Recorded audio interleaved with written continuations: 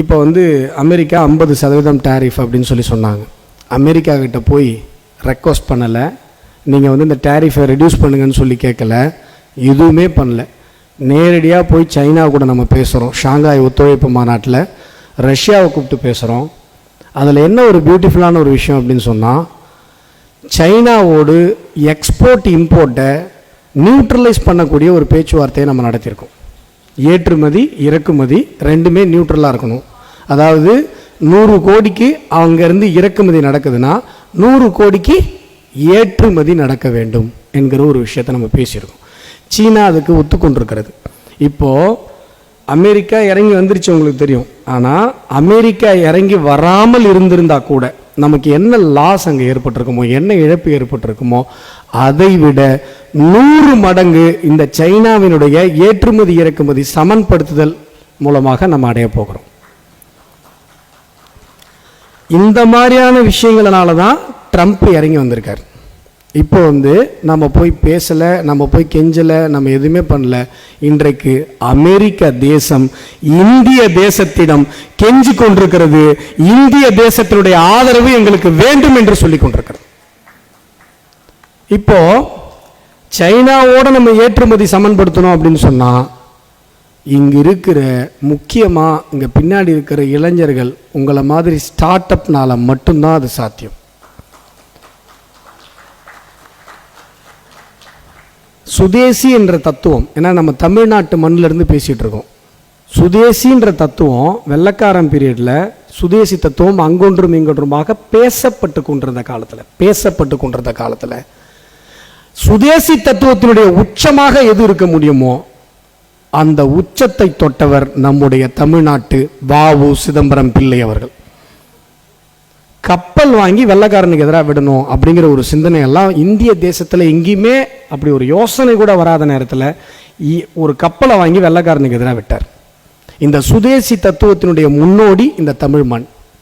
ஆனால் அதற்கு பிறகு இந்த சுதேசி தத்துவத்தில் நம்ம நிறைய விஷயங்களை அந்த சிந்தனை இல்லாமல் நம்ம கோட்டை விட்டுட்டோம். உதாரணத்துக்கு செமிகண்டக்டர் மிஷன். செமிகண்டக்டர் நோக்கி இந்த உலகமே போய் கொண்டிருக்கும் பொழுது இந்திய தேசம் செமிகண்டக்டருக்குள்ளே போல. ஆனால் இன்றைக்கு 2 வருஷத்துக்கு முன்னாடி நம்ம செமிகண்டக்டர் மிஷன் ஆரம்பித்தோம். இன்றைக்கு சிப்பை கண்டுபிடிச்சி அதை மத்திய அமைச்சர் அஸ்வினி வைஷ்ணவ் அவர்கள் பாரத பிரதமர் நரேந்திர மோடி அவர்களிடம் கொடுக்கிறார். இது இந்த தேசத்திற்கே ஒரு பெருமை மிகுந்த ஒரு தருணம்.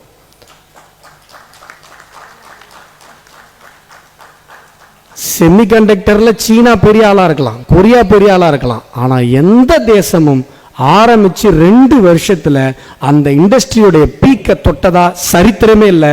அந்த சரித்திரத்தை இந்திய தேசம் இன்றைக்கு சாதித்து காட்டியிருக்கிறது. இப்போ அடுத்து நம்ம இப்போ செமிகண்டக்டர் அப்படிங்கிற ஒரு விஷயத்தை நம்ம இழந்துட்டோம். அதாவது பின்னாடி போய் அந்த பஸ் போனதுக்கு அப்புறம் பின்னாடி போய் பிடிச்சிருக்கோம் அந்த பஸ்ஸை. இப்போ ஏஐ அப்படின்னு ஒரு பஸ் போயிட்டு இருக்கு. இந்த பஸ்ஸை நம்ம மிஸ் பண்ணக்கூடாது. நான் இன்றைக்கு உங்கள் முன்னாடி பேசிட்டு இருக்கேன். நான் அஸ்வத்தாமன் எனக்கு அரசியல் அறிமுகம் சொன்னார். பாரதிய ஜனதா கட்சியினுடைய மாநில செயலாளர்.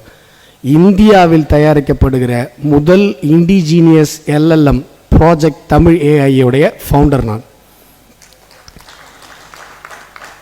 தமிழ் மொழிக்காக பிரத்யேகமாக நம்ம ஒரு LLM உருவாக்கிட்டு இருக்கோம். அது தமிழ் மொழிக்காக ஃபர்ஸ்ட் ஃபேஸில் இருக்கும். அடுத்தது ChatGPT மாதிரி ஒரு ஹோலிஸ்டிக் ஏஐயாக உருவாக்குறோம். இப்போது ஏன் நம்ம தேடி இப்போ டிஃபென்ஸ் இருக்குது. இப்போ டிஃபென்ஸில் வார்ஃபேரில் ட்ரோன் வந்து உள்ளே வந்து இந்த ட்ரோன் வார்ஃபேரில் நம்ம அதையும் ஜெயிச்சிட்டோம். ஆனால் அந்த ட்ரோன் வார்ஃபேரில் எவ்வளவோ தந்திரங்கள் இருந்தது. FPV ட்ரோன்ஸ்லாம் இருக்கு இல்லைங்களா, அதெல்லாம் பாகிஸ்தான்காரங்க பறக்க விட்டான், டைவெர்ட் பண்ணான். நம்மளுடைய ஆயுதங்களை வந்து எப்படியாவது வீணாக்கி விடலாமா அப்படின்லாம் சொல்லி ட்ரை பண்ணான். ஒன்றும் நடக்கலை. ஆனால் நீங்கள் ஒரு விஷயம் யோசிச்சு பாருங்கள். ட்ரோன் வார்ஃபேர் அப்படிங்கிறது போர் முறைகளில் மிக நவீனமான யுக்தி, வெரி லேட்டஸ்ட் ட்ரெண்ட். அது வார்ஃபேரில் ரஷ்யா உக்ரைன் வாரில் கூட உக்ரைனிடம் ரஷ்யாங்கிற ஒரு பெரிய தேசம் ட்ரோன் வார்ஃபேரில் தடுமாறுச்சு. ஆனால் ட்ரோன் வார்ஃபேரில் தடுமாறாமல் மிக துல்லியமாக அதை எதிர்கொண்ட தேசம் உலகத்தில் இன்றைக்கு இந்திய தேசம் மட்டும்தான் என்கிற பெருமையை நாம் அடைந்திருக்கிறோம். ஆப்ரேஷன் சிந்தூர் வெற்றி என்பது எப்படி 1947 நம்ம சுதந்திரம் அடைந்ததற்கு இப்போ வருஷம் அதை கொண்டாடி சந்தோஷப்பட்டு கொண்டிருக்கிறோமோ, சுதந்திர தினம்ன்றது அதானே, அப்படி நாம் அடுத்த 500 வருடங்கள் கடந்தும் கூட ஒரு விஷயத்தை நினச்சி நம்ம சந்தோஷப்பட்டு கொண்டாடணும் அப்படின்னு சொன்னால் அது இந்த ஆப்ரேஷன் சிந்தூரினுடைய வெற்றி. இந்திய தேசத்தின் மீதான நன்மதிப்பு, இந்திய இராணுவம் நம்முடைய மிலிட்ரி மீதான அந்த நன்மதிப்பை ஆப்ரேஷன் சிந்தூர் மாற்றி காட்டியிருக்கிறது. இன்றைக்கு இராணுவத்தில் சுதேசியினுடைய பங்களிப்பு, அதாவது ஆத்ம நிர்பர் பாரத், செல்ஃப் ரிலையன்ட்டுடைய பங்களிப்பு அப்படிங்கிறது ஒரு மிகப்பெரிய உச்சத்தை தொட்டு கொண்டிருக்கிறது.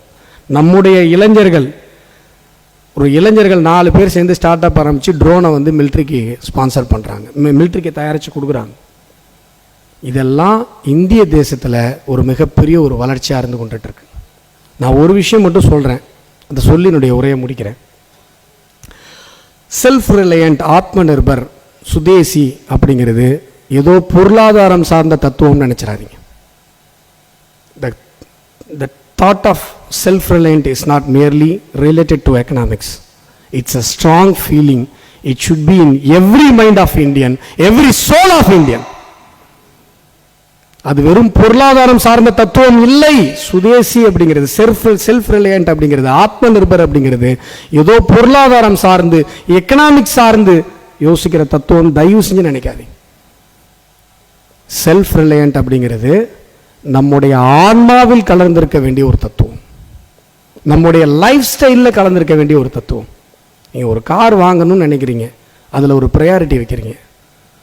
அந்த கார் எப்படி இருக்கணும், எத்தனை பேர் உட்காரணும், ஒரு செடானாக இருக்கணும், ஒரு எஸ்யூவியாக இருக்கணும், ரூஃப் டாப் இருக்கணும், இப்படிலாம் ப்ரையாரிட்டி வைக்கும் பொழுது ஒரே ஒரு ப்ரையாரிட்டி, அது இந்தியன் மேட் காராக இருக்கணும், இந்திய கம்பெனி தயாரிக்கிற காராக இருக்கணும் ஃபஸ்ட்டு. இல்லை அது உங்கள் ப்ரையாரிட்டியில் வரல, நீங்கள் எதிர்பார்த்தது மாதிரி அந்த காரில் இல்லை அப்படின்னு சொன்னால் குறைந்தபட்சம் மேக் இன் இந்தியாவாக இருக்கணும். அதுவும் இல்லை அப்படின்னு சொன்னால், இல்லை எங்களுக்கு இது ரெண்டுத்துலேயுமே கேட்டகரியில் வரல சார், நாங்கள் 3ஆவதாக ஒரு காரை தான் சூஸ் பண்ணுறோன்னா ஓகே.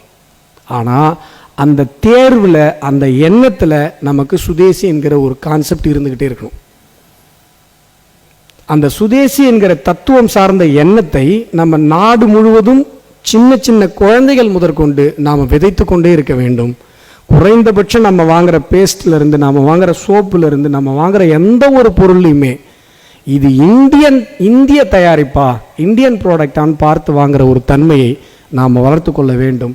இதை நாம் வளர்த்து கொண்டோம் என்று சொன்னால் இந்திய தேசம் உலகத்தினுடைய நம்பர் 1 பொருளாதார தேசமாக மாறும் என்பதில் நமக்கு எந்த விதமான சந்தேகமும் இல்லை.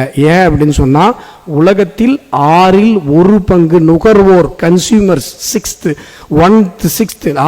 1 பங்கு கஸ்டமர்ஸ், கன்சியூமர்ஸ் நம்முடைய தேசத்தில் தான் இருக்கும். நம்முடைய தேசத்தில் ஒரு இளைஞர்கள் 4 பேர் தொழில் ஆரம்பித்தா யாரையும் நம்ப வேண்டிய அவசியம் இல்லை. நம்முடைய நாட்டில் இருக்கிற நுகர்வோர்களே, கன்சியூமர்ஸே நமக்கு போதும். இன்னொரு எண்ணத்தை நம்ம விதைக்கணும். இந்த நாட்டில் படிச்சுட்டா வேலைக்கு போகணும், இளைஞர்கள் படிச்சுட்டா உடனே ஏதாவது ஒரு கம்பெனியில் போய் மாத சம்பளத்துக்கு வேலைக்கு சேரணும். இந்த தாட் ப்ராசஸ் இந்திய தேசத்தில் முழுசுமாக இருக்குது. ஒரு பையனுக்கு நீங்கள் பொண்ணு பார்க்க போகிறீங்கன்னா கூட, பையன் வேலை செய்கிறான்னா ஓகே, ஏதோ ஒரு மல்டிநேஷ்னல் கம்பெனியில் வேலை செய்கிறான்னா ஓகே, ஆனால் அவன் ஏதோ ஒரு பஸ் ஸ்டாண்டில் ஒரு தொழில் வச்சுருக்கான், ஒரு கடை வச்சுருக்கான்னா அது தாழ்வாக நினைக்கிற ஒரு மனப்பான்மை இருக்குது. அதனால தான் இங்கே அன்எம்ப்ளாய்மெண்ட் பிரச்சனையும் வருது. 138 கோடி பேர் இருக்கிற ஒரு தேசத்தில் இந்திய இன்டெகிரல் ஹியூமனிசம் பேசுகிற ஒரு தத்துவம், இன்டெகிரல் ஹியூமனிசம் என்கிற தத்துவம் சார்ந்த ஒரு நாட்டில், இது முதலாளித்துவ நாடு கிடையாது, கார்ப்பரேட்டை மட்டுமே நம்பிட்டு இருக்க நாடு கிடையாது. அப்படி இருக்கும்போது 138 கோடி பேர் இருக்கிற தேசத்தில் எல்லா இளைஞர்களுக்கும் வேலை கிடைக்கும் அப்படின்னு நினைக்கிறது எந்த விதத்தில் நியாயம்? இங்கே அன்எம்ப்ளாய்மெண்ட் பிரச்சனை இங்கே உருவாகிறதுக்கு வாய்ப்பே இல்லை. ஏன் அப்படின்னு சொன்னால், தொழில் தொடங்க வேண்டும் என்கிற எண்ணம் இளைஞர்களிடமிருந்து இங்கு எடுக்கப்பட்டிருக்கிறது. எல்லா இளைஞர்களும் காலேஜ் முடிச்சுட்டு வந்த உடனே நீங்கள் ஒரு கார்ப்பரேட் ஆரம்பிக்கணும்னு ஃபஸ்ட்டு யோசிக்கணும். ஃபஸ்ட்டு ப்ரிஃபரன்ஸ் ஒரு கம்பெனி ஆரம்பிக்கணும், ஒரு ஸ்டார்ட் அப் ஆரம்பிக்கணும்னு யோசிக்கணும். அது இல்லைன்னா தான் வேலைக்கு போகணுன்னு யோசிக்கணும். இந்த 2 தத்துவங்களையும், இந்த 2 விஷயங்களையும் நீங்கள் ஞாபகம் வச்சுக்கோங்க. இந்திய தேசம் உலகத்தை ஆள தயாராகி கொண்டிருக்கிறது. வார்த்தைகளை நிறைவு செய்கிறேன். நன்றி, வணக்கம்.